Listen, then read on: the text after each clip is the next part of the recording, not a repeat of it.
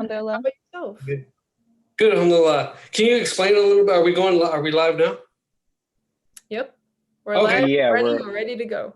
All right. Great. So, Assalamu alaikum, everyone. Welcome to another night of MYG. My name is Maryam, My name is Amina. and we're your guys' co-hosts for tonight's event. On our panel, we're going to be discussing today some of the propositions that people will be able to vote to for this coming election.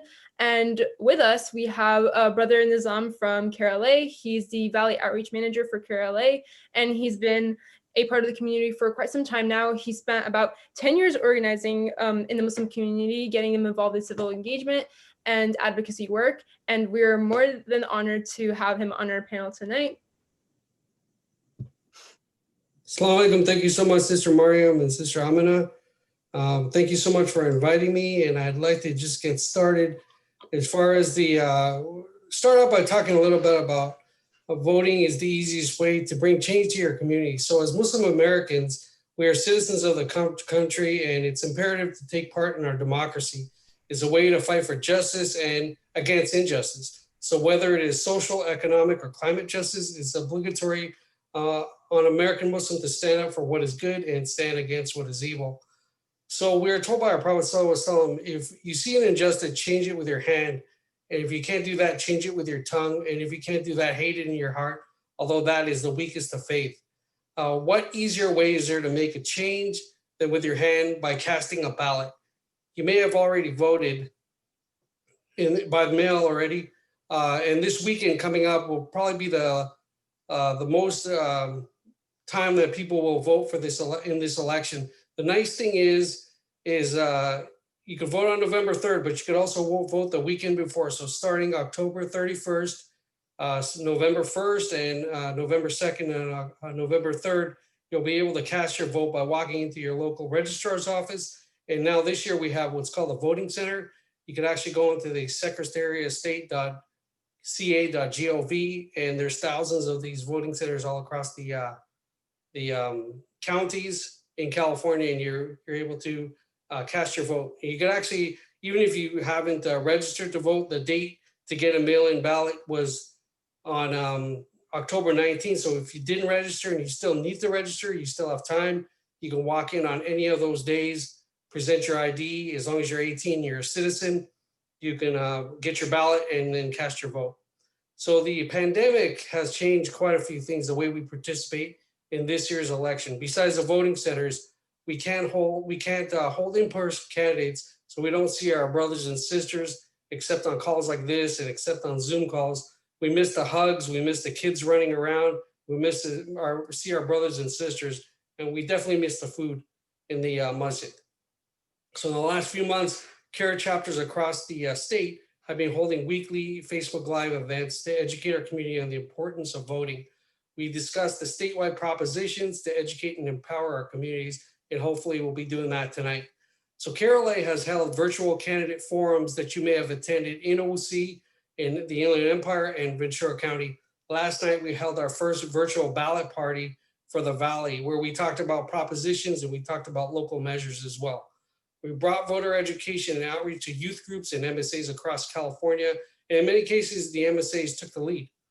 Although we, as a community, are experiencing Zoom fatigue, these events allowed us the flexibility on joining these candidate forums and ballot parties from anywhere, and it also gives the candidates flexibility as well. You can see these events on our KRLA Facebook page in case you missed anything, if you still want information. So we have introduced our voter guide. I'm not sure if you all had a chance to see it, but it's available on our website at carela.org. This is a statewide voter guide, and in addition to the propositions, we also have a list of candidates on the issues that they stand for and how an incumbent voted on certain legislation while they were in office.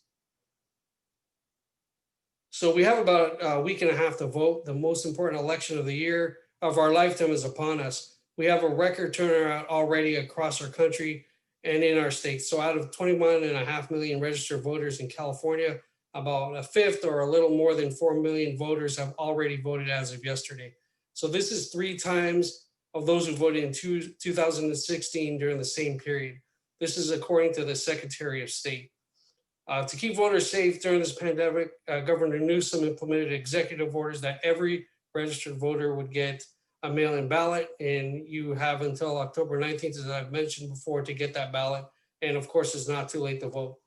There are many ballot issues and ballot measures and candidates that I'm on board with because I'm representing, I won't talk specifically about candidates and who to vote for because we're a 501c3, we can't endorse a candidate. However, we can talk and take clear positions on ballot measures and propositions. There are Muslim candidates running in OC, as you guys may know. Faisal Khazi, he's running, and candidates who recognize the importance of the Muslim community. And they're actually the ones that are opening the doors for our youth to be able to run later. And also, if a Muslim candidate gets elected, he's actually going to, most likely he's going to hire, he or she is going to hire a Muslim from our community to work on their campaign. That's something that we're lacking with the candidates who are in office currently. We don't have really representation in their offices, so we have no voice in their office, and they're there to take our votes. They're probably there to take our money, but it's important to support someone who understands and advocates for our communities. So there are 3 propositions I'd like to discuss tonight. There are several propositions, but there's 3 specifically that I think is more relevant to the youth who are watching. So first, I'd like to start off with Prop 16. And Prop 16 is known as Opportunity for All. Prop 16 would allow for gender, race, ethnicity, color, and national origin to be considered as one of the factors in public employment, public contracting, and public education. Prop 16 would appeal Article 1, Section 31 of the California Constitution, which was added by Prop 209 in 1996. In doing so, it would work to establish more equitable institutions and create fair opportunities for all Californians. In California, we believe in giving everyone, regardless of race, gender, an equal shot at fair wages, good jobs, and quality schools, but we're not there yet. Women and people of color still face discrimination in hiring, employment, contracting, and education. So California is one of only 9 states that bans affirmative action as a tool to fight discrimination. Proposition 16 is our chance to change that by ending the ban and expanding opportunity for all. And another thing, affirmative action refers to a complex set of policies adopted by governments and institutions to take a proactive measure to increase proportion of historically disadvantaged minority groups. So the wealthy and powerful in California, they control access to lucrative contracts, top universities, state contracts, and other opportunities. And people that don't have these connections, they're passed over. So Prop 16 is a tool to begin dismantling structural racism and sexism. We'll all do better when we have equal chances to succeed, but women in California earn less than 80 cents for every dollar a white man will make. And for women of color and single moms, it's even worse. It's unfair and it hurts families and our economy. Prop 16 offers a path to fair treatment for all. In states that allow affirmative action, women and people of color compete on an equal footing for jobs, promotions, and contracts. And without affirmative action, small businesses in California owned by women and people of color lose out on bigger, wealthier companies for government contracts. Proposition 16 will give women and people of color a fair shot to succeed. So with that, KRLA encourages you to vote yes on Prop 16. So the next thing I'll talk about is something that I've worked on with my allies for quite some time. And this is Prop 17. This is voting rights for people who have completed their prison term. If yes passes on if yes on 17 passes, it will allow for voting rights to be restored for those who have been released from prison. And again, once they have been released from prison, they'll have the right to vote. After the Civil War, California refused to ratify the 15th Amendment of the U.S. Constitution, which was implemented to prohibit voting restrictions based on race. So instead, what they did is they added people who had a felony charge even after serving their sentence and prohibited them from voting. A parolee that spends 3 years on parole usually spends 3 years on parole, and our democracy is rooted in the fact that everyone's voice matters. Currently, there are 50,000 parolees in California who have no voting rights, and therefore their voice is not heard. It does not matter. These are folks who served their sentence and were vetted by the parole board to reenter society. The intent of parole is to successfully reintegrate into society and force and have positive citizenship. So how can you expect someone who have positive citizenship who doesn't have the most fundamental right, and that is the right to vote? They live and work in our communities. They are paying tax. They are tax-paying citizens, and then for these reasons, they should have their voices restored and have full participation in our democracy. We advocated for this at MDAC earlier in the year when we presented our side to our state senators. It passed the state Senate and now is on the ballot for voters to decide on Prop 17. Other groups advocating for this is the ACLU of California. All of us are none. Secretary of State Alex Padilla, the League of Women Voters, Initiate Justice, People Over Profits, and White People for Black Lives. A couple of interesting facts about this. If a person is convicted of a felony, there are 18 states which never restore voting rights. In Kentucky, Iowa, and Virginia, they have a lifetime ban, although the governor can issue orders to restore voting rights. There are 3 states, including California, that restores for voting rights after the parole is complete. 17 states that allow parolees to vote, and only 2 states, Vermont and Maine, that allow prisoners to vote. So with this, we encourage our community to vote yes on Proposition 17, voting rights for all. And finally, I want to talk about Proposition 18. Proposition 18 would allow 17-year-olds to vote in the primary and special elections if they will be 18 and eligible by the general election.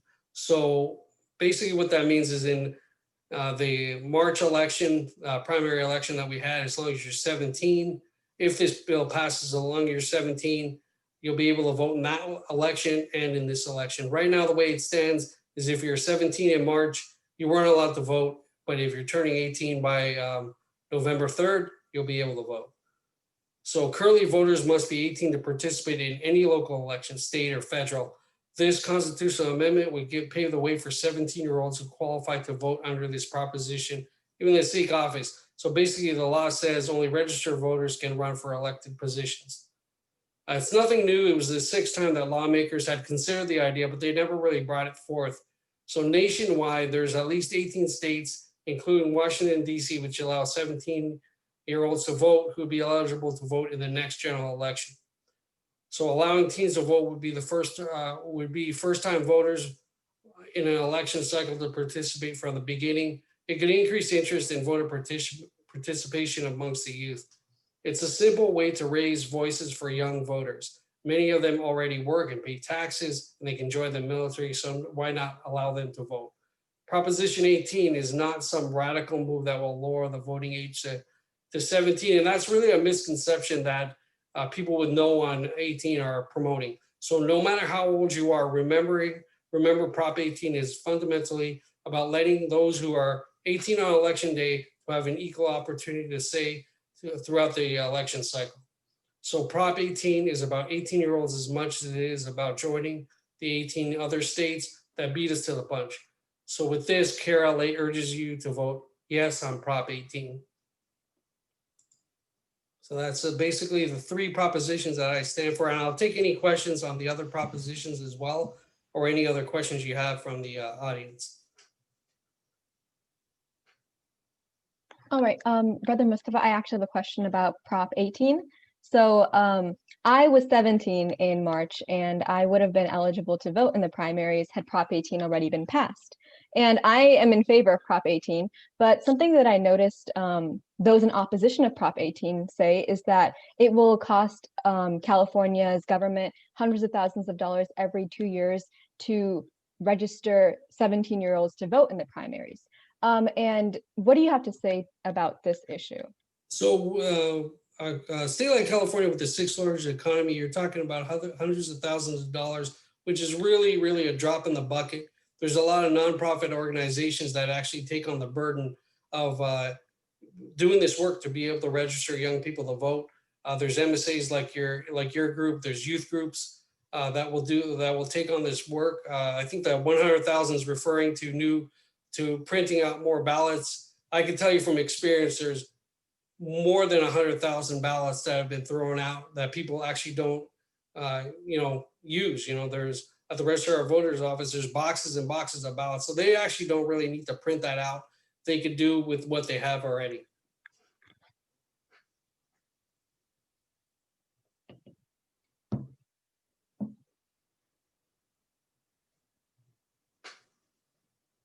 Yeah, I think I'm pretty much in favor of Proposition 18 because I feel like while there might be some drawbacks, like as you mentioned, Amina, with like some of the other basically like what would come with allowing 17-year-olds to vote, but I also do think that it's really essential, especially now, for youth to get involved with this work, to get engaged with it, because I feel like a lot of the times a lot of people assume that because we're young, because of like our age, that we're not, I guess, eligible to like be able to understand what's going on in our communities and what basically happens like outside of school, outside of like our personal social circles and our little kind of world. It's like we're not like knowledgeable enough to vote on these sort of issues that are actually impacting us, not only us also, but the community overall. And so I think this would be a great opportunity for a lot of youth to become more involved in this sort of a work and allow more of like an insight, a lot more of like different perspectives and various ways of um, in the future kind of bringing about new solutions and stuff like that. So I think just engaging the youth in this kind of a work and just being able to allow them that opportunity to become involved, that's something that I think would be a really great step forward in terms of, especially with voting, because that's a right that not a lot of people already have access to, but the fact that the youth are going to be able to have are going to be entitled to vote, that would be a great step forward, I'd say. Yes, I absolutely agree with that. And when people say that youth are too young and they don't know, they actually know more than their parents. They're the ones that are out there trying to learn, attending conferences like this, wanting to learn from candidates, meeting candidates. They're actually more engaged and more knowledgeable than their parents, and the parents can actually benefit from that. Yeah, and I think like even then, like 17 and 18 is only a year difference. So I don't see the entire like commotion of why people would be so upset over giving the chance of like a 1 year ahead. And then also speaking of age, how do we draw the limit with like age? Like would we be able to say in the future if we were to pass it to extend the voting right to 17-year-olds, would we be able to maybe 16-year-olds? Like, is there like a particular reason that it's at 17 and not anything younger? I think also maybe because like younger age, obviously maybe wouldn't be like as knowledgeable, I'd say, but at the same time, like how do we like know where to draw the limit? So in California, the nice thing is that it's a constitutional vote where we have to first start out with on a proposition by gathering signatures to be able to actually vote on the proposition. So first you have to gather signatures. The more signatures, the better. So if anyone wants to, after Proposition 17 passes, and then they want to raise lower the age to 16, let's say, then they have to try a ballot measure on that, collect all the signatures, present that to the Secretary of State, and then they'll change the rules, and well, they won't change the rules. They'll put it on the ballot as a proposition, and the Californians will have the right to vote yes or no on that. So it's not something that would happen right away. There's a process to it. All right, so we have a question from the audience asking us what are some essentials that we should know when voting? Are there some common mistakes that people make, especially given the fact that we're all voting by mail or we're all getting our ballots by mail, and so therefore we're prone to making more mistakes? Is there something that we should look out for to ensure that our ballot and our vote does count? Yeah. So what I recommend is I've always voted by mail. My wife's always voted at the polling booth. That's what she likes. She likes to take my daughter, who's 14. She likes to take her there and show her voting, which is cool. But me, I don't know what's going to happen on election day, so I want to get my ballot in as early as possible. So when the ballot comes in, you want to make sure that you read the ballot, that you look it over, you make sure that everything that you wanted to vote on is uh, is shaded out with either a blue or black pen. And you don't have to vote on everything, right? There's lots of propositions that actually, there's three propositions in particular that CARE took a neutral stance on.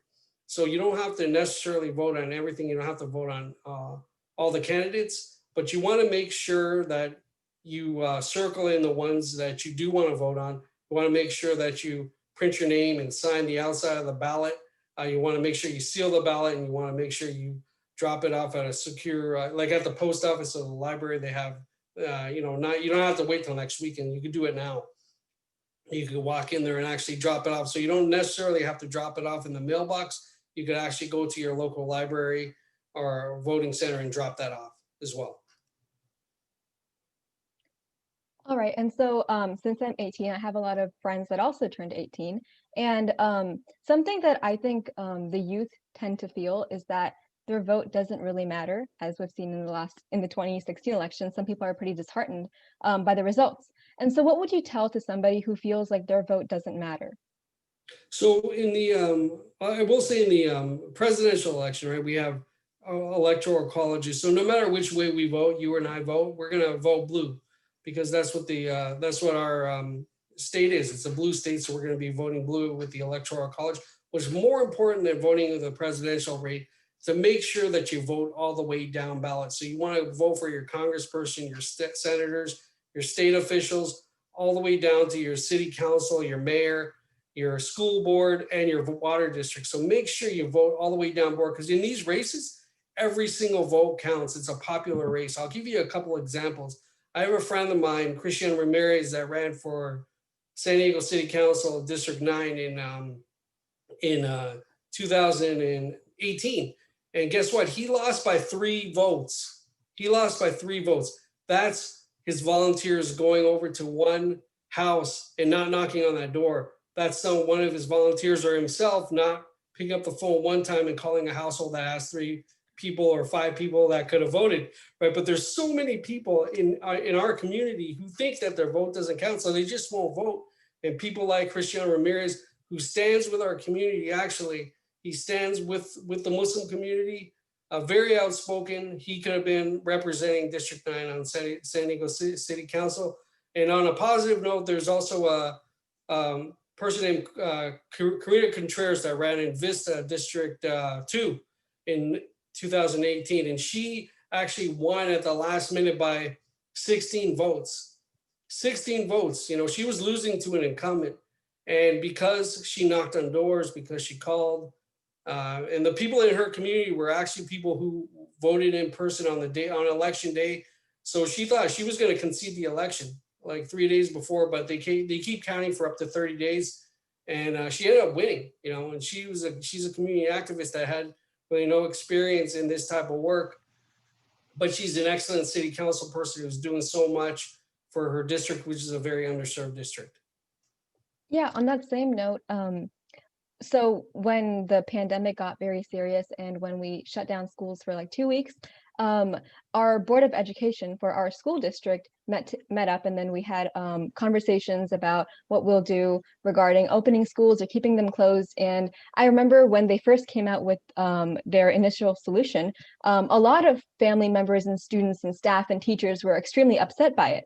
And at that moment, we also kind of realized, and we had this conversation about how these are people, our board of directors and our board of educators are people that we elect. So we have the opportunity to take these people out of their position of office if we don't agree with their policies and their decisions. So it's really important to keep that in mind. Like with COVID, especially, these are the ones that were kind of determining our fate, and we're putting our lives at risk. So we should really take that into account and really focus on our local elections as well. Yes, it's very important to build power, especially for the Muslim community, because if you don't vote and you're not out there calling your local city council person, you're not attending these town halls, you're not attending these meetings, they're not going to know who you are. So when you do have a problem and you want to bring it up to them, the school board or city council or the mayor, they're not going to listen to you because they have no idea who you are. There's several masjids that have, you know, when masjids open, there's always a problem with these Islamophobes protesting out front, even with the commissions, city commissions, which authorize the permits to be able to operate. You know, they'll vote down they'll violate our First Amendment rights. And when we try to fight back against them, you know, we just don't have a voice. You know, we don't, because we're complacent as a community. And it's very important to not be complacent, raise your voice. And this is why I really believe that it's to bring the youth in, because you are who is going to do the work on this. Yeah, so adding on, I actually wanted to go tie back to Proposition 15. I know a little bit about it, but in terms of for schools, I understand that the entire goal of the proposition is to increase funding for schools. Isn't the government already supposed to be doing that to be like saving money for to be put into schools? And where is it exactly going? Like, how will that money be spent for schools, for our education system in particular? So basically, Proposition 15, if it passes, and I'm a very big proponent of Proposition 15, I've been working on this since 2017, and I'm glad Kara took the position to vote yes on Proposition 15, our schools and communities first. So if it passes, the 10% of the, it's going to raise $12 billion a year. It's expected to raise $12 billion a year by closing the loopholes in Proposition 13. So what that means is Proposition 13 was designed in 1978 to for property taxes to be protected on residential properties. So basically, before 1978, if you don't mind, I just want to go back a little bit in history just to give you some context. So in 1978, what was happening before 1978? What was happening is houses, the budget, the state budget was expanding and expanding, but property taxes were assessed on every 2 years. So if you owned a house every 2 years, your property would be reassessed and you'd be paying higher and higher taxes.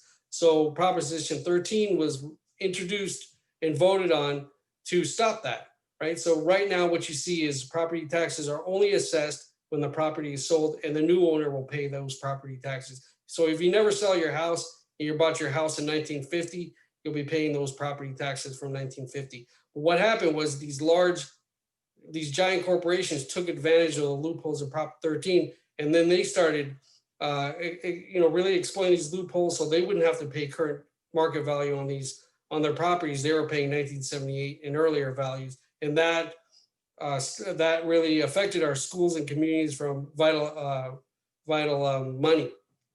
So going forward is Prop 15 will close those loopholes, and it's going to generate $12 billion to our schools and communities. The way I understand it is 60% is going to go to our communities, which will go towards infrastructure. It'll go towards our safety nets, our social services, our schools, and I'm sorry, not through the schools, to the like fire districts and things like that. Now, 40% of that 12 billion will go to our schools, and that's every year. So there's different counties have different amount of money that they'll get. I'll give you an example, like the Vista Unified School District will get $13 million every year. And the reason I bring this up is because the money is going to be divided equitably, right? So the school districts that need it more are going to get more money. So things are equal. Yeah, I think it's important, especially now with COVID and all. I think a lot of schools I know are in need of funding, with whether that be with like supplies or like PPE or whatever it is, whatever they are in need of. I think it's really important now more than ever to address those needs and wants, particularly for education systems, because we're like, as a student, like I can say that like our school, like we're going through a pretty like unusual time right now, and so any kind of support that would, I guess, kind of like address these needs and like wants for like whatever it may be would help a lot, especially during these times. And I also I think I mentioned earlier with Proposition 15 is that some of the money would also go to local governments. How, like, what kind of services in particular would we be kind of like included when you talk So about local government? basically, there's like strict accountability where the local governments, it'll go to the like city councils, but especially the county board of supervisors, which will distribute that money to the school districts. But basically, where this money will go to in the local governments, it's intended to be used for the social services, really. So if you look at Orange County, you look at San Diego County, we don't have a county hospital. Actually, that county hospital, the nearest county hospital is in LA County, the USC Medical Center. So it would go through towards programs like that. It would go towards healthcare, mental health. It'll go towards like building senior centers and community centers. Like 60%, and then the 40% will go not just towards K-12 education, but also community colleges as well.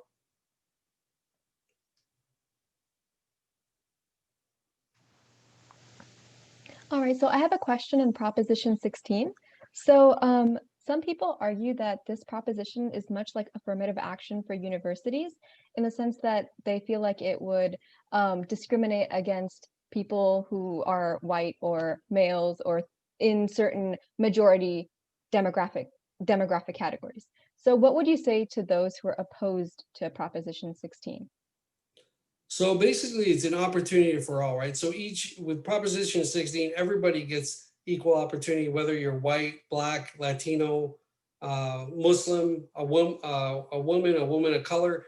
So basically, it's not just for it's to level the playing field all across the board. Right now, we see white men, especially white men, uh, really getting the opportunities. They'll get the opportunity as far as being granted a state contract, a better job, higher paying job. And what this will do is this will really level the playing field. And it's really shown that this is what it does in the states that it's already implemented. A progressive state like California should already have something like Proposition 16 in place. So you'd mentioned earlier that, for example, you said that a woman makes about 80 cents to every dollar a man makes. So is the goal of Proposition 16 essentially to just close that wage gap between Yes. disproportionately affected communities?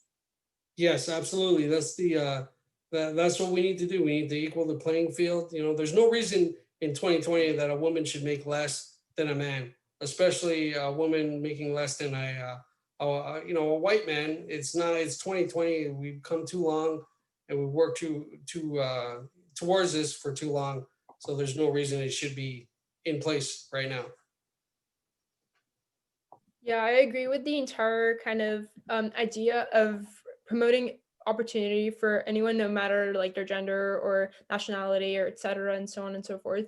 And then also not just as Amina mentioned with the gender gap, but also with minorities. There are so many different groups of people who are aren't already able to attain those opportunities or able to get the same advantages in comparison to maybe like their white or male or wealthy, etc. counterparts.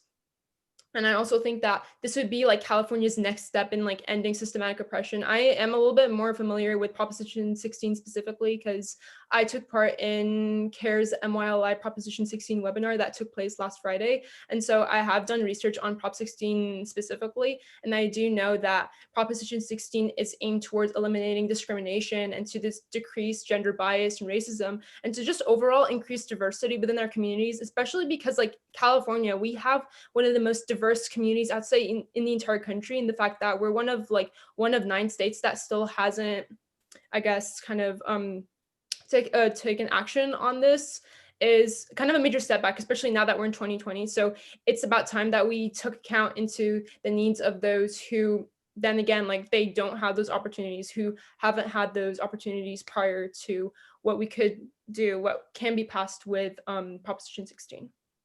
Right. And well, from what I understand is people of color are actually the majority in California. So if you combine all the people of color, we're actually the majority, and white people are the minority. So it's time that we have equal representation in every part of our government, every part of society. All right, so this isn't what we had on the agenda, but I was also wondering if you could talk a little bit about Proposition 22.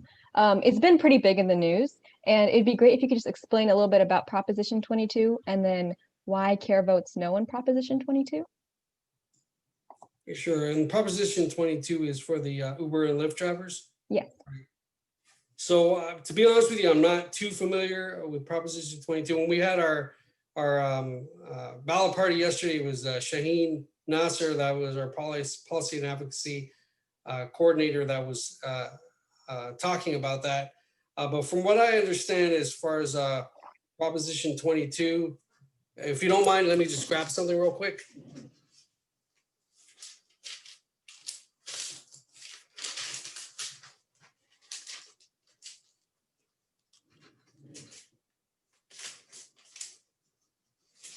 So basically, Proposition 22, an independent contractor can choose when, where, and how much they work. An employee has their schedule and work set out for their employer.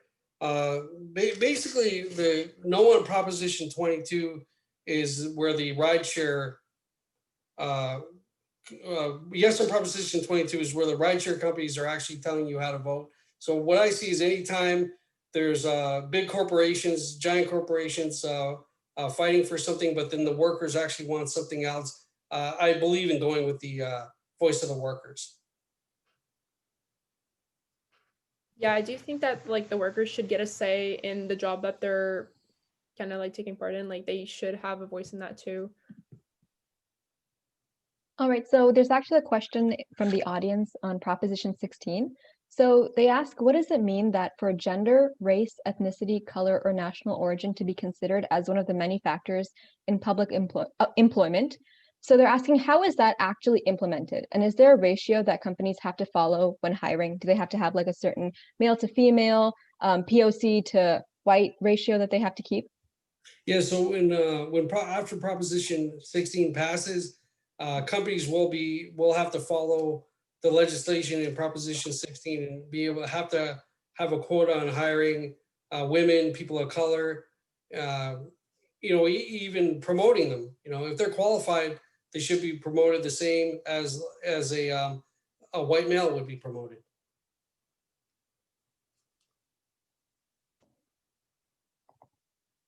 And then also, as far as like getting state contracts, it's going to be Proposition 16 will have a something in it where it's going to tell cities and the state of California that they have to award a certain amount of contracts to companies that are owned by women and people of color as well. All right. Oh, sorry, you can go. Sorry, you go. Okay, so an audience member also has a question about Proposition 24. They're saying that CARE votes no on Proposition 24, and they're saying that it looks like a tricky proposition about how our information is used by companies. So could you give us a little bit more information about why CARE is voting no? Proposition 24 has to do with changes in consumer privacy laws. And basically, Proposition 24 is really not what it seems like. Voting yes on Proposition 24, that's going to be where companies have these privacy laws where they're going to be like Facebook, Instagram, LinkedIn. They're going to actually charge a fee to be able to keep your information secret or keep your information from getting. We shouldn't have to pay a fee. This should already be in place where a company has to hold our information confidential, and they really don't have a right or even a right to charge us to keep our own information confidential. It's like blackmail. There's Thank you another for clearing question. that up. Oh, yeah. There's another question in the chat that was put in a little bit earlier, but I know because like right now, there are a lot of like youth who would like to contribute in some sort of a way to this vote, to the voting process, but aren't actually able to vote. Is there anything that you would recommend that youth would be able to do to actually help and contribute to these causes if they aren't old enough to vote? Yeah, so what I would do is I would contact our CARE office. We have lots of programs. So you were talking about the Muslim Youth Leadership Institute. That's our MGN as well. I would get involved in that, and with that, you'll have a lot of knowledge. By the time you're allowed to vote, you'll be an expert. And I know you attended last week, and you must have learned a lot. I would definitely start that way to get involved in our youth programs at CARE. Yeah, I think a huge step with like, I think a lot of people, when they think of like taking action, it means like a big, huge step forward. And when you aren't exactly like able to in some sort of a way, they're kind of like, you feel a little bit down about that and you feel like you can't actually make a change. But I think a lot of the times it starts with something as small as actually educating yourself and learning more about the world around you and what's going on in your world. And by starting there, you're doing something instead of saying that you can't really do anything because of how like old you are. And so that's always a great way to start. And I definitely recommend CARE's youth programs. They've actually helped me a lot in my journey with actually learning about the world around me and how I can create a change in ways that aren't even like as kind of promoted as something as big as being able to vote.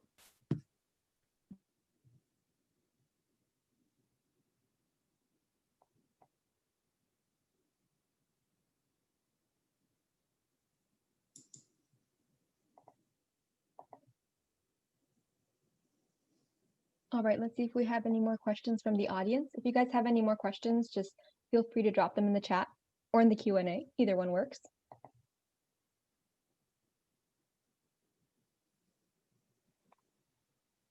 Oh, also, I did have a question about Proposition 17. So that's the one where it'll allow people on parole to vote. I know at first when I'd heard about the rule, I was a little wary about that proposition, just because I was concerned about certain ex-felons getting the right to vote.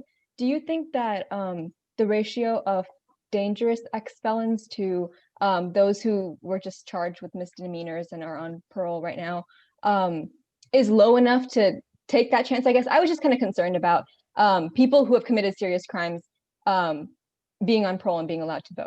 What do you think about that one? That's actually a valid concern. I mean, where they have to first face the parole board, right? And then they have to see if they're even eligible to be able to be released in society. If there's like someone that committed murder, they're probably never going to get out of prison, and they're never going to have the right to vote. So what this proposition does is it assesses first before they even get released or even they're allowed to seek any type of parole. They have to present themselves in front of a parole board, and if they think that they're not going to be a danger to society, then they'll be released on that 3 years. And in that time, because they're trying to integrate back into society, they're paying taxes. They should be able to vote.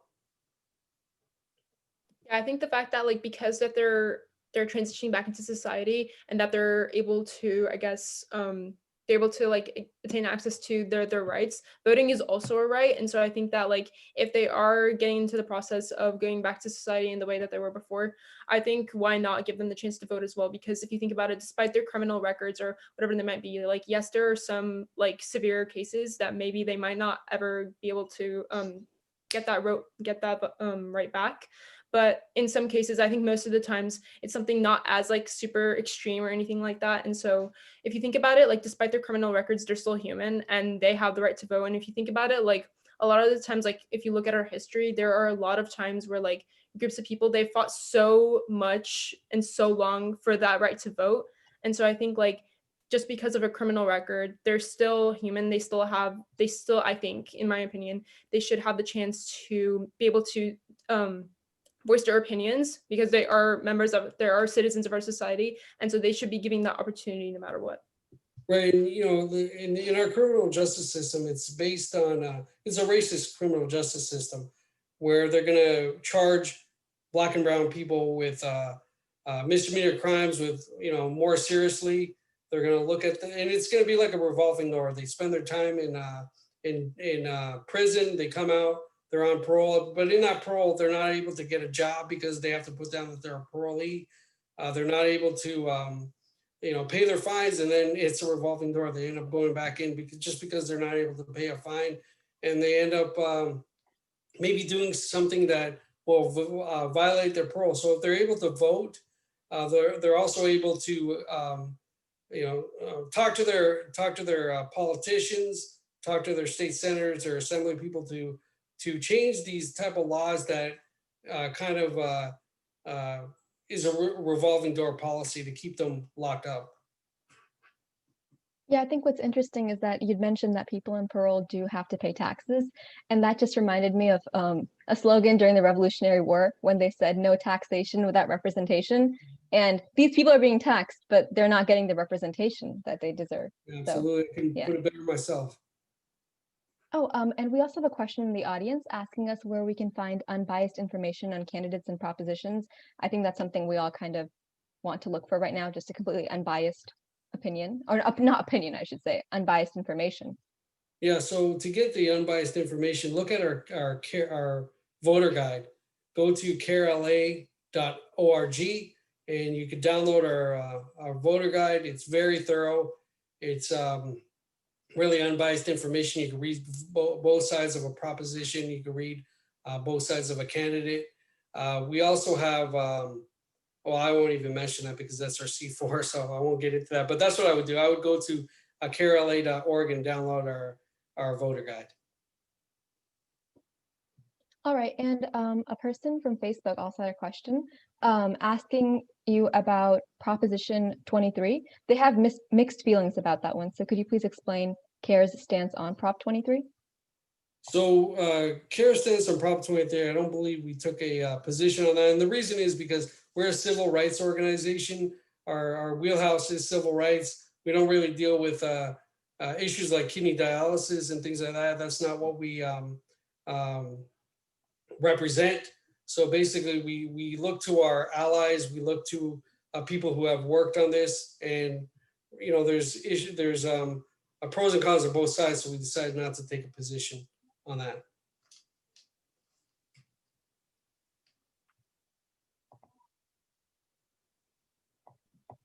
There's another comment in the chat saying that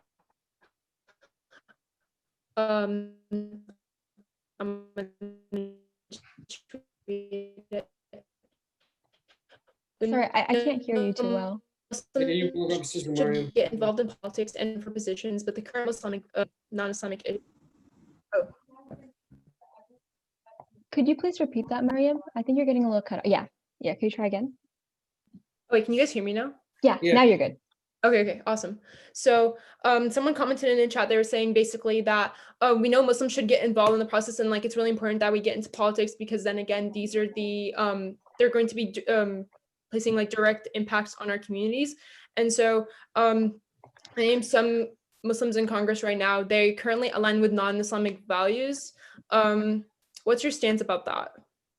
So there's not everything that I agree with Congresswoman Ilhan Omar, and maybe sometimes I don't agree with Rashida Tlaib too. But here's the thing: with these two women in Congress now, we have conversations that we would never expect to have 10 years ago, right? They brought up the anti-BDS bill or the pro-BDS bill where we would never have that conversation. Maybe it won't pass the floor, but it's there. People are talking about it. So we have to have that type of representation in the Congress. And especially in local politics, we need our voices heard. We need someone to portray our voice to the rest of the board and have a bigger platform. Right? We really don't have a platform to be able to express that type of thing. So maybe they won't represent all of our values. Maybe they'll be contrary to what we believe. And that's kind of something that I fight with too. But you got to look at the good things that they're bringing into our communities. And they're giving, I mean, how beautiful was it when Ilhan Omar was grilling Wolfowitz in the House? It was amazing. Like you would never expect to see a hijabi up there grilling, you know, someone like Wolfowitz. It was, to me, it was fantastic. It's progress. Yeah, and somebody also commented in chat saying that it seems pretty hard to be in Congress and maintain your Muslim identity. And I think that's true. You can look at how the media has attacked Ilhan Omar and these crazy twisted rumors that have spread about her. So at a certain level, it gets really hard to keep up with that Muslim identity and keep your faith strong when everybody's like attacking you for like just these false, horrible claims. So I assume it must be really tough.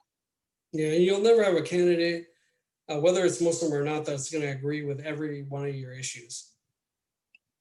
And Yeah, that's something I had to learn the hard way because I always expected that, you know, but that's something that my wife had to, you know, explain to me that you'll never have, you know, the perfect candidate. You just won't. Yeah, and I think given the fact that, like, as you mentioned, like, I completely agree with the fact that, like, you can't make someone like an exact representation of your values that would contradict with someone else's. And I think the entire point is just like, if you look at the bigger picture, it is definitely a huge step forward. The fact that we have people like Ilhan Omar and Rashida Tlaib in Congress right now. So I would say that's a pretty huge success. And what we can do from now is to just keep that momentum going. Another question in the chat is, what are some things that we can do after voting to help further these causes? We need to hold our elected officials accountable. We can't let them slip. This includes, you know, if whoever the president is, Joe Biden, if he gets elected, we can't be complacent. That's one thing we do as Democrats, and we do as people who, whatever party we support, we fail to hold our elected officials accountable for their bad decisions. We need to, if there's an issue that's important to us, we need to bring that to them right away and show them so we're not reactive, we're proactive on our stances. Yeah, I think it's a super important to, I mean, yes, like we're supposed to be able to trust the people who are like who have higher positions of power because they are the people who are going to be responsible for the laws that are being passed and such like that. But I think also it's also really important that in the times that they do commit acts of injustice, in the cases that that does happen, it's also important like we have the sort of like duty to speak out against that no matter what the circumstances are, no matter who it is, no matter what circumstances are. So it's good that we are standing up for that we're adhering to our Muslim ideals in the realm of politics, but at the same time also need to know that it's also important to like you need to be flexible, like you need to be understanding, but at the same time you need to be like firm. You need to be able to speak out against the injustice whenever it's deemed necessary. This is another question from the chat too. It's a super generic one, but you could go ahead and answer it. It's how do we actually register to vote? So to register to vote, you go to sos.ca.gov and you could click on register to vote and you'll be registered. Yeah. Yeah, super simple. I would say make sure you don't do it like in a public place with like not insecure Wi-Fi, just because you'll be inputting stuff like your social security number in, so you don't want that information to be compromised. So just be careful about that. Yeah. Yeah, I was filling out my registration back in March in a public library, and I was like, oh, like somebody could just tap into this Wi-Fi system, and I could, I could lose all this. So then I was just a little wary about that. Yeah, it's probably better just to do it. You can even do it on your phone. It doesn't need, it's easy to use even without a mobile app on the Secretary of State's website. Yeah. There's another question in the chat asking, what are some issues that are not on the ballot as a proposition that you think should be there? Because there are definitely a lot, I'd say. Yeah, there's one in particular. Let me just look through this real quick. Okay, there's a Proposition 19 as far as the property tax rules, which gives special groups like people who are 55 plus. Let's say they're involved, they have a house, and then they lose that house because of a natural disaster like a wildfire or an earthquake. They could actually, right now, one time in their life, they could move to another property that's higher value and pay the same property taxes that they had on the house that was destroyed, right? So they can carry that over. So what Proposition 19 does is it allows you to do it 3 times, and it also allows other groups that aren't 55, maybe it's someone that has a disability, to be able to enjoy that. And you can't really enjoy it because you lost your house, right? But it allows you to carry over that tax rate as well. What I would say is 55, I think it should apply to everybody. So not just 55, but if you lose your house to a natural disaster or anything that you can't help, and you have to buy a new home, you shouldn't have to pay higher taxes on that new home because you weren't intending to move in the first place. Do you know why they chose 55 as the age? Was there some significance behind it? I think 55 is the age where our entire country has seen people to reach the age of seniors. I know they say 65 now, but 55, we heard of the 55 plus communities that are still around today. So I think that's why they chose Okay. 55, yeah.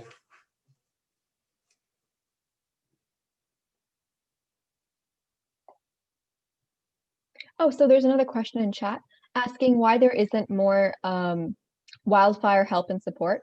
That's something that we really need. So do you know why that might be the case? Yeah, absolutely. And that's where Proposition 15 is going to come in. So let's vote on Proposition 15. It's going to bring so much money into our fire districts in each county. It could be in LA County, it's going to be, a couple $100 million that'll bring every year. So that's why another reason that Proposition 15 is very important. It's only with the $12 billion I mentioned, only 10% of the largest businesses will be raising 92% of that $12 billion. So it really doesn't affect most of the businesses, and there's no reason to be afraid of it. Yeah, again, this proposition really only affects large corporations, right? So those with small businesses don't have anything to really worry about. It actually is good for small business because I hear that small businesses are going to be taxed to death. It's not true.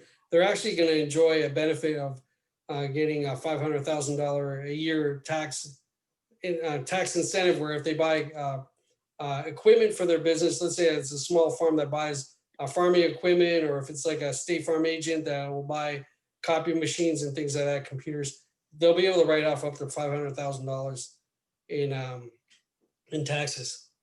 So how do they determine small businesses? Is this just a company that has a commercial property smaller, less than $3 million?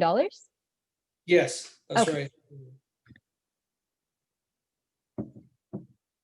So we have about a few minutes left. If you guys do have any last minute questions, be sure to drop it in the chat or in the Q&A, wherever you guys are able to, or whatever, from whatever platform you guys are on. We can take any last minute questions. Brother Nizam, do you have anything that you'd like to say?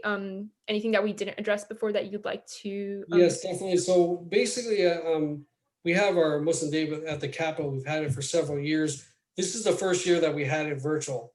Usually we we go up to Sacramento. We have about 700 people from across the street. We're one of the largest advocacy days out of any group. So I would recommend, because it's online, and I'm pretty sure that next year it's going to be online as well, that you attend. The attendance this year wasn't so great, but the people who attended, especially young people, you could learn how to talk to. Remember, we were talking about holding our elected officials accountable. Well, this is a great way to learn how to talk to these elected officials and meet them. And you don't have to be 18 to do that. You could be 14, you could be 15. So I encourage our young brothers and sisters to sign up for MDAC. It's going to be in the summer. Follow our Care California Facebook page, and you'll always get more information on that. Yeah, so adding on to what you're saying, definitely, especially for the youth. I know, I know, because like being one of them is like, there's a lot of kind of assumption that we can't really do anything, but there are definitely so many opportunities as long as you go and you look out and you actually take advantage of those opportunities. There's a lot that you can learn and a lot that you can build for the skills that you might learn when you are actually able to take further action. And I think the entire point of this webinar is that I know that a lot of us as a youth right now aren't able to vote. And so you guys might be wondering, like, why the heck are we doing an entire event on like the propositions, even when we're not even able to vote? The entire point is just so that you guys are actually aware of these issues and aware of the effects that they might have, whether they're passed or not, because at the end of the day, you're still a part of the community, no matter what limitations you might think you have, or whatever you think like the community like limits on you for able to kind of take action and to take part in your community. And so keep in mind that even though like it seems like right now you can't really do much, there are definitely ways that you can help out. So take those small steps, build up those skills, and I think just as long as you're contributing to your society in some way, no matter how small, it's never wasted. So I wish you guys best on your journeys. And I think we have like about 1 minute left. I'm gonna check to see if there are any last minute questions, but Amina, did you want to add anything? If you're above the age of 16, you can actually pre-register to vote. So there's always that, pre-register. So yeah. Yeah, definitely. You guys mind if I read something real quick from our Immigrants' Rights Center? Oh, not at all. Go for it. Okay, so at CARE Immigrants' Rights Center, we have assisted over 5,000 individuals to gain immigration status over the past 6 years. So clients include individuals seeking asylum, legal permanent residence, and citizenship. So family reunification and victims of domestic violence. Services are provided at little or free charge to low-income immigrants, and immigrant benefits have tremendous impact on an individual status and security in the U.S. So we provide completely free citizenship services. It is estimated that more than 500,000 green card holders are actually eligible to naturalize in greater Los Angeles region alone. It is vital that green card holders apply for citizenship because it allows them to secure their future in the U.S. U.S. citizenship also gives the opportunity and the ability to vote, bring your close family members to the U.S. and provide you with the opportunity to run for office. Let me share, I'm not going to share some stories about that. We'll go over time. And we encourage every non-citizen to contact CareLA to get free legal consultation. If you or anyone you know can benefit from our Immigrants' Rights Center, contact us at 714-776-1177. And you can talk to one of our attorneys. All right, so without further ado, thank you guys so much for watching and tuning in. We hope you guys benefited from this program. Thank you so much, Brother Nizam, for hopping onto the call and sharing with us your experience and your overviews and giving us details about the propositions. It was super helpful. We really, really appreciate it. And let's see. All right, did you want to add anything else? Anything last minute before we end it off? Or are we good? Yeah, thank you so much, Mariam and Amina. Thank you so much for inviting me. Yeah, of course. And then, so thanks again, everyone, for tuning on. We do have an event next Friday, as usual, 7:30 to 8:30, same time, same place. We'll be discussing mental health, featuring our guest speaker, Dr. Marwa Azab. Be sure to tune in on that, and we'll be posting further details on our social medias. So be sure to keep on the lookout for that. But without further ado, thank you guys so much again, and have an amazing rest of your guys this Friday night. And we'll see you guys next week on MYG. Assalamu alaikum wa rahmatullahi wa barakatuh. Assalamu alaikum. Assalamu alaikum.